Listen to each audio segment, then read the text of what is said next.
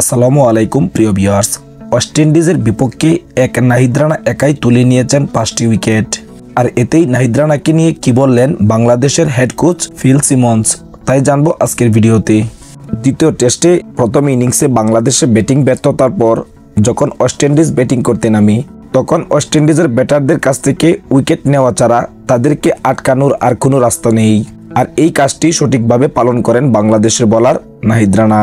তিনি তার গতিশীল বোলিংয়ের মাধ্যমে ওয়েস্ট ইন্ডিজের ব্যাটারদেরকে একাই পরাস্ত করেন। ওয়েস্ট ইন্ডিজের প্রথম 3 উইকেট তিনি একাই নেন এবং পরবর্তী উইকেটগুলোর মাঝ থেকে আরও 2টি উইকেট নেন। আর এই 5টি উইকেট নেওয়ার মধ্য দিয়ে তিনি বাংলাদেশি বোলার হিসেবে 5টি উইকেট নেওয়ার কৃতিত্ব অর্জন করেন।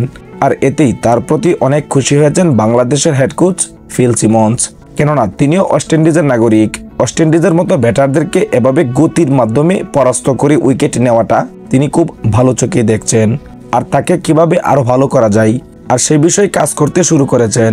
শুভকামনা রইল বাংলাদেশের এই বোলারের প্রতি, তিনি যাতে ভবিষ্যতে আরো ভালো কিছু করতে পারে।